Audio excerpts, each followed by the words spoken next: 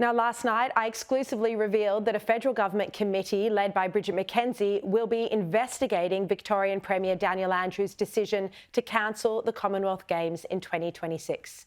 And now today, the Australian reveals the Premier was warned that his state would not be ready to host the 2026 Games before he made the bid. A 2019 report funded by his own government, recommending a bid for no earlier than 2034. Joining me to discuss this is Shadow Education Minister and Victorian Liberal Senator Sarah Henderson. Sarah, welcome. How embarrassing is this internationally for Victorian Premier Daniel Andrews?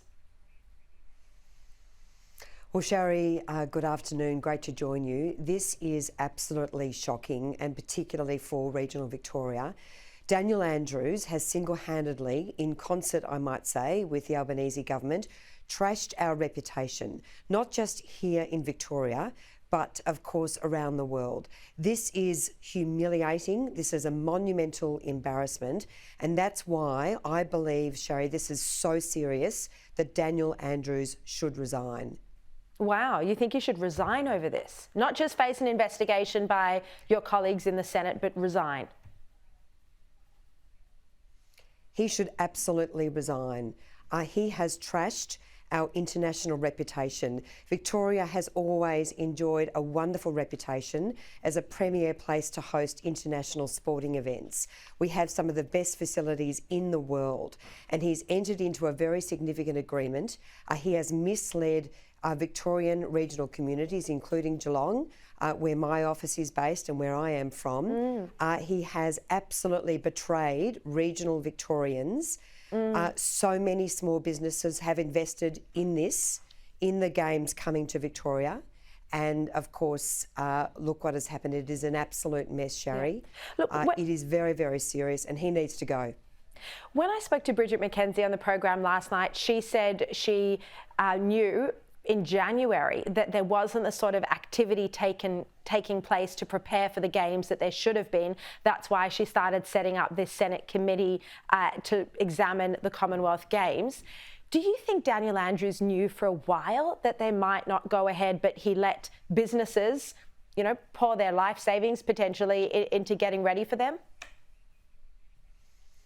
There is profound evidence that Daniel Andrews has misled Victorians. I want to commend Bridget and also Anne Ruston for driving the accountability of the Victorian government, because it was clear, and it's been clear for quite some time, that Victoria was not ready. For instance, I raised serious concerns about the fact that the Geelong Convention Centre, which was absolutely critical for the hosting of the Commonwealth Games, was not even under construction.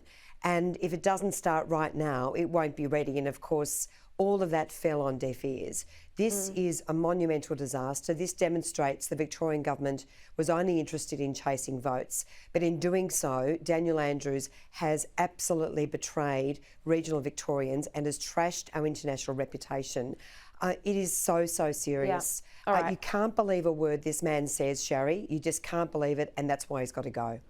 And we're going to keep on this story, not just tonight, but every night, and we'll keep asking questions about it. Now, in a topic in your portfolio, your shadow education, the Labor government, the Education Minister Jason Clare has just announced what he calls a once-in-a-lifetime shake-up of university education. 75 proposals. What's your reaction to their plan, and do you think it will mean that more Australian, more local students can get to go to university? Well, Sharri, the Coalition welcomes the opportunity for major reform of the higher education sector, but I do really think that the Education Minister, Jason Clare, has missed the mark here. There's a lot of focus by the interim report of the panel of the Universities Accord on driving university revenue, but not enough focus on putting students first. And it's really disappointing we haven't seen that focus from Jason Clare and the Albanese government. Where is the accountability of universities which fail to deliver courses that deliver the best outcomes for students? Where is the accountability and transparency when completion rates are so low? Some students are fronting up to courses and they don't even know how they're being delivered. Student refunds are not available. There is far too much no transparency. And so that's why we've been very, very concerned, Sharri, about the focus of the report. We've certainly welcomed some of the announcements of the government in relation to the regional universities hubs. So they've doubled our initiatives. Of course, the coalition implemented a whole range of wonderful reforms for university students, including supporting Indigenous students, uncapping Indigenous places in rural and regional Australia. The government is building on that work, but we have not seen enough action, far too much talk and far too little action from the Albanese government. All right, Sarah Henderson, thank you very much for your thoughts tonight. And Sarah Henderson there saying that she thinks the Victorian Premier Daniel Andrews should resign.